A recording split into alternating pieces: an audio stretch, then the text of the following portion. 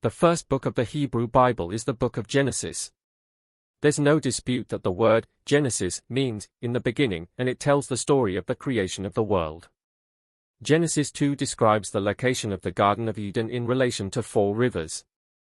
3 of these rivers are known, while one remains a mystery, the lost river of Eden, so to speak. This is the river that the Bible calls the Pishon.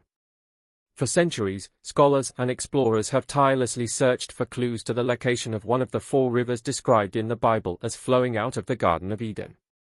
Despite countless journeys and exhaustive research, the river remained a mystery. Some people believe it has already been found, while others think it exists only on the wings of biblical illusion.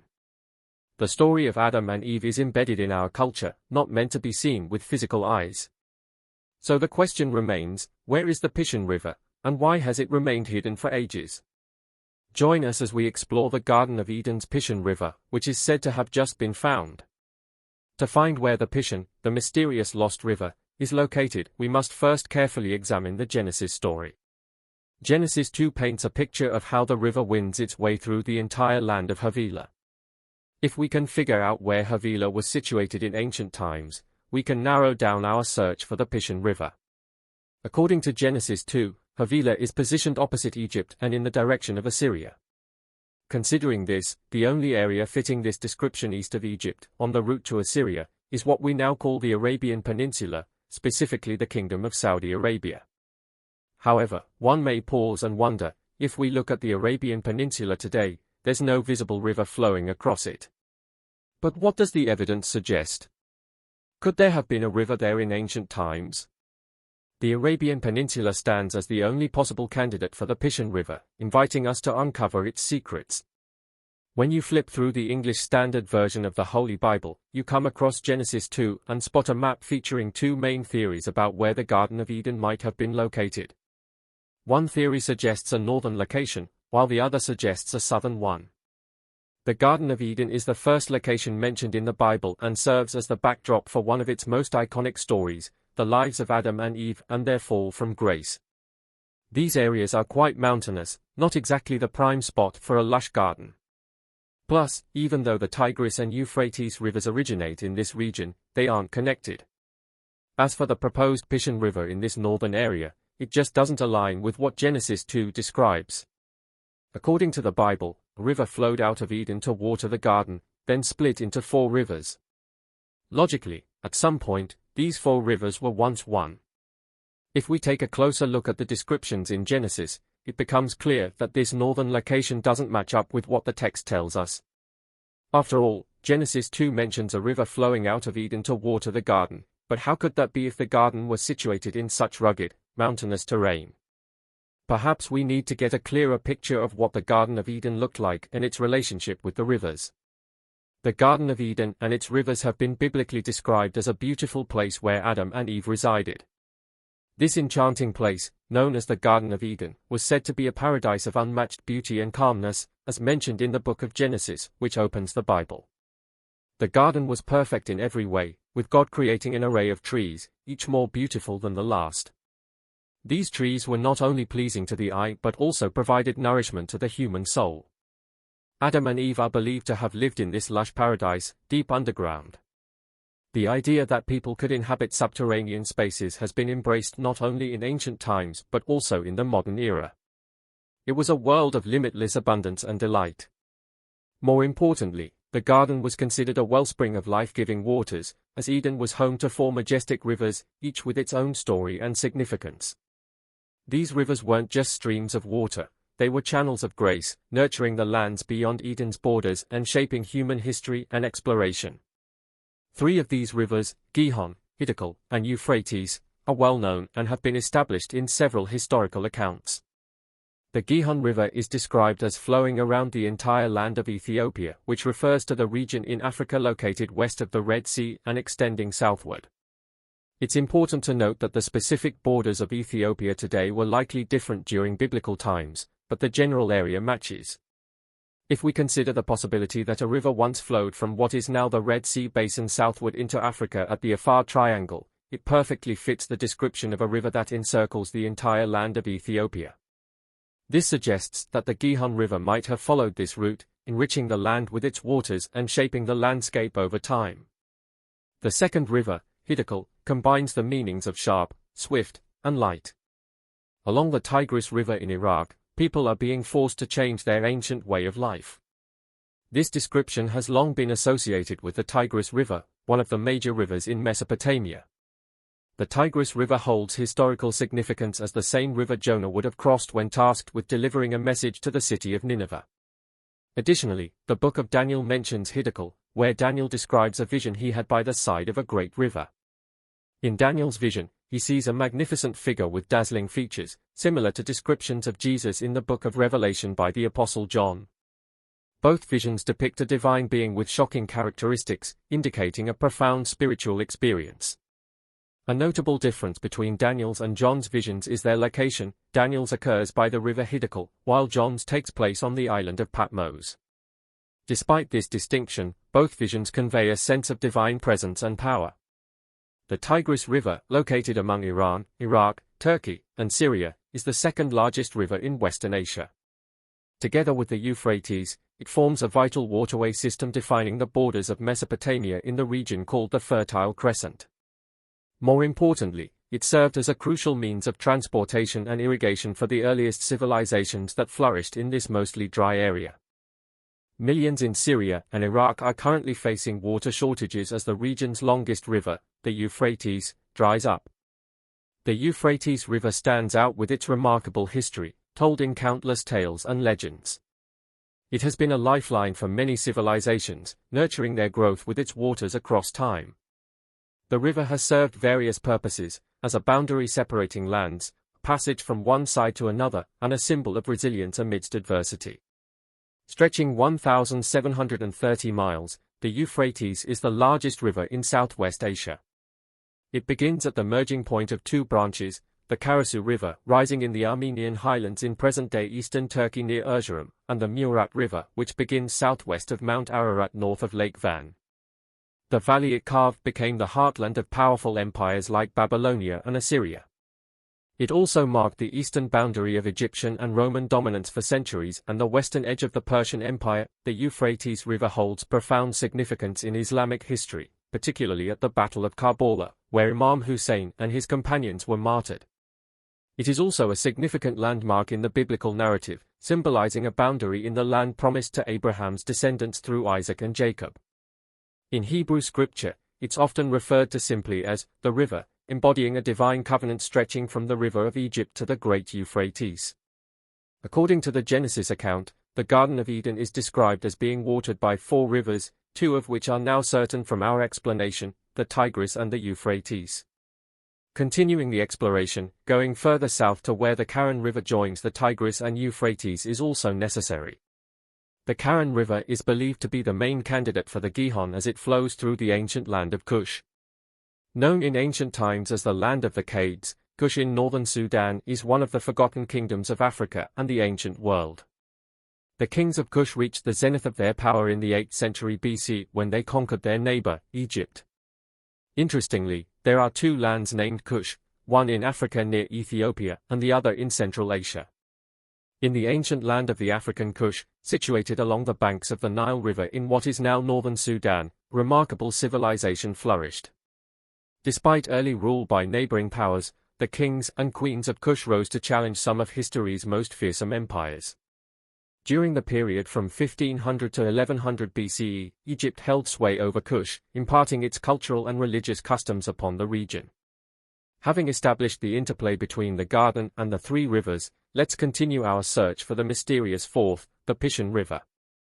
As we have already mentioned, the Pishon River winds its way through the land of Havilah, a region known for its abundance of gold.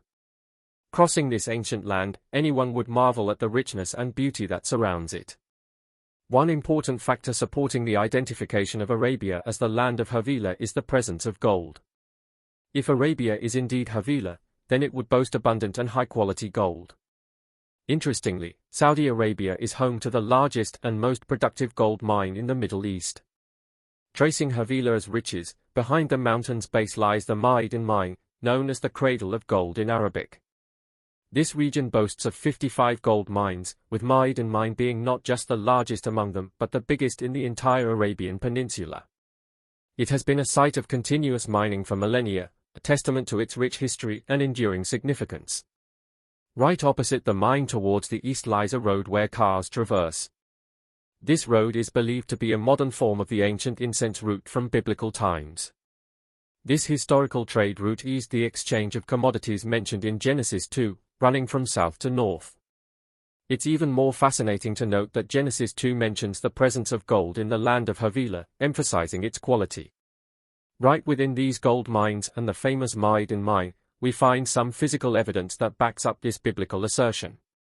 What's more, the route also served as a channel for scented resins, mostly frankincense and myrrh. These precious commodities were transported along the incense route, passing merely a kilometer to the east of Saudi Arabia.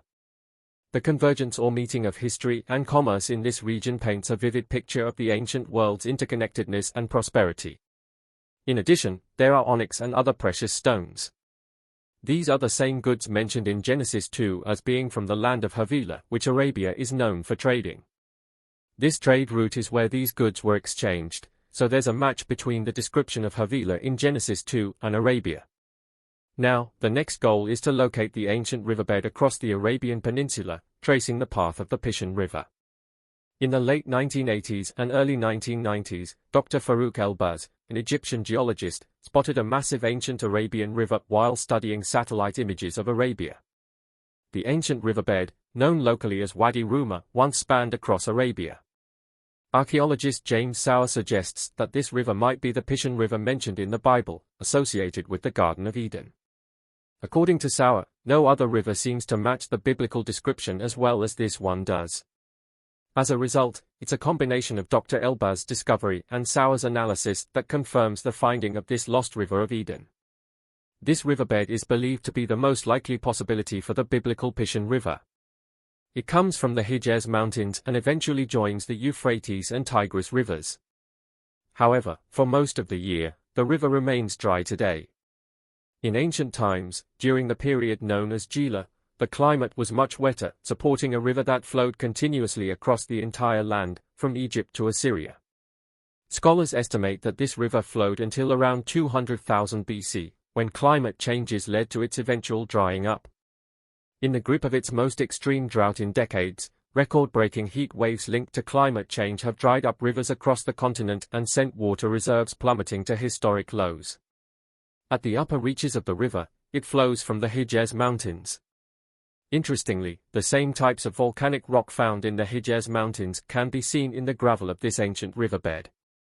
Here, there is granite, black basalt, and quartz, all materials observed up in the mountains.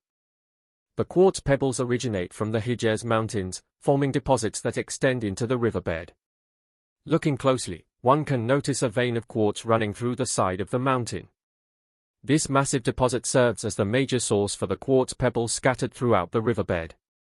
In ancient times, especially when the river was flowing, these pebbles would have been carried downstream, eventually reaching the meeting of the ancient river with the Tigris and Euphrates rivers.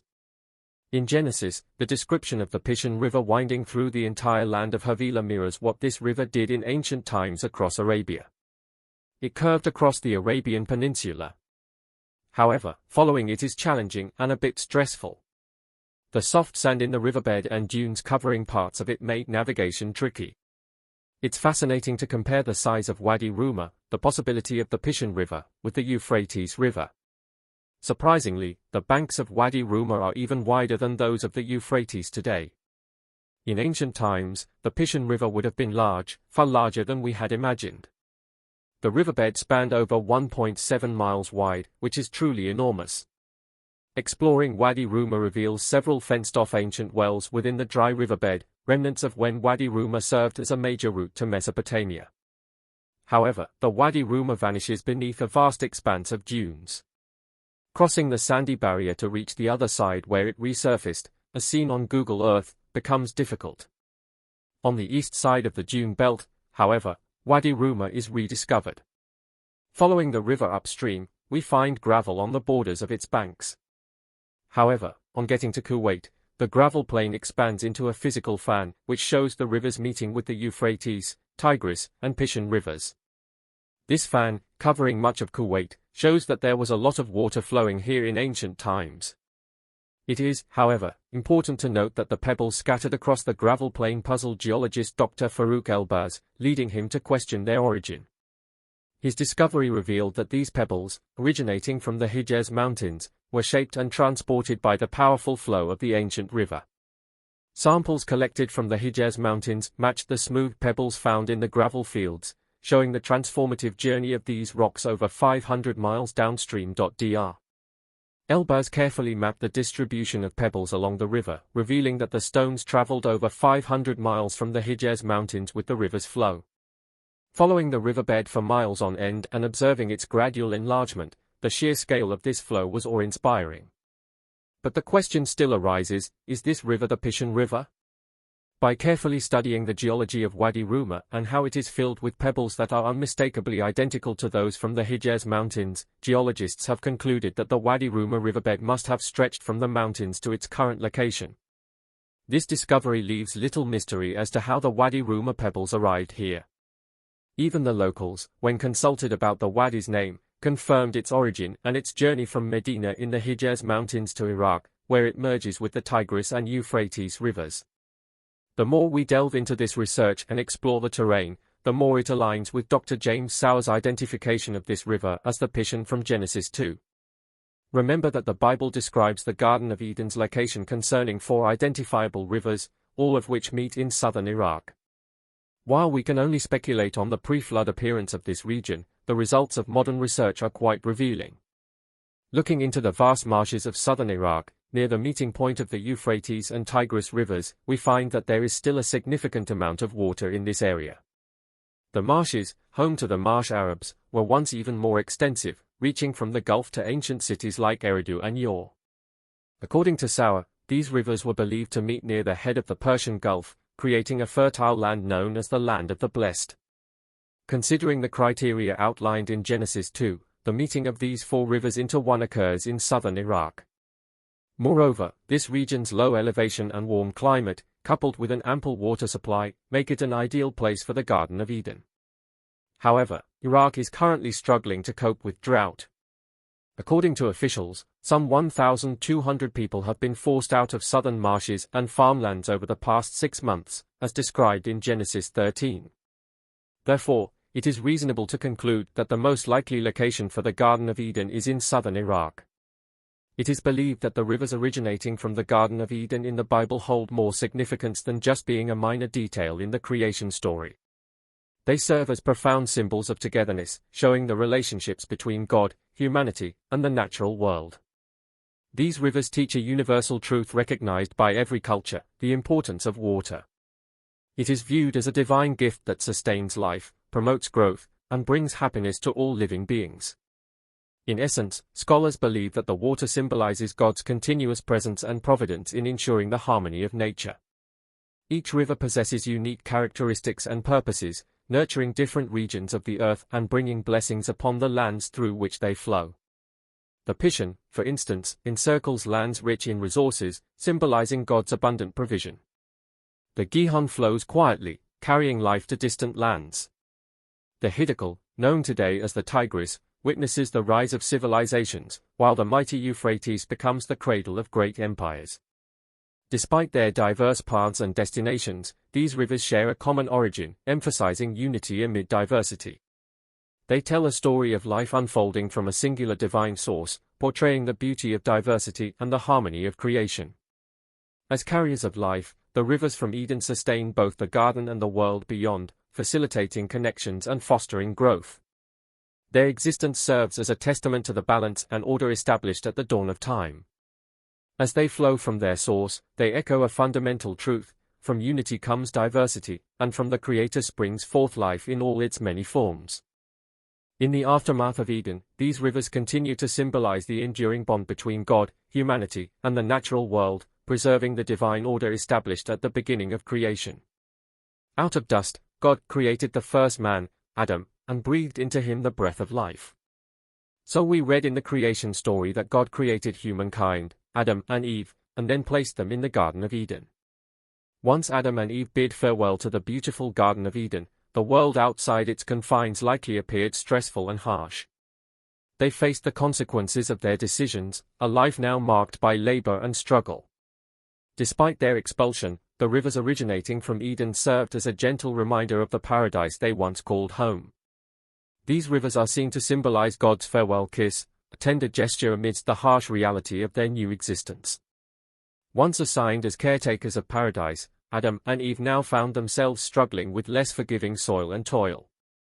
Nevertheless, the rivers remained, serving as both a geographical and symbolic link to their lost Eden. The imagery of the rivers flowing from Eden suggests a divine intent for Eden's essence to reach the farthest reaches of the earth.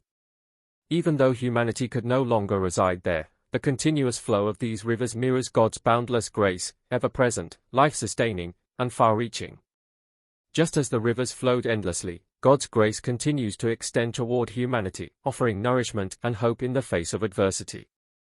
Even after Adam and Eve's departure from Eden, the river's steadfast flow serves as a testament to God's enduring presence and care for them.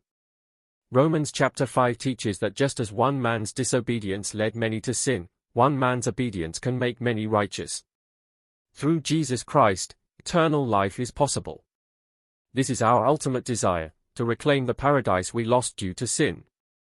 To achieve this, sin must be addressed, and only God has the power to do so. God descended to earth, taking on human form and remaining sinless. He who died for sin is also the one who forgives sin, and the one who conquered death can grant eternal life on a renewed earth. This is the narrative, the true story depicted in the Bible. Although the end is yet to come, the Bible presents a journey from paradise lost in Genesis to the promise of paradise regained in Revelation. What are your thoughts on the river Pishon that has just been discovered? Share your opinions in the comment section. Don't forget to like, follow, share, and subscribe for more. Also, click on the next video on your screen, you will enjoy it.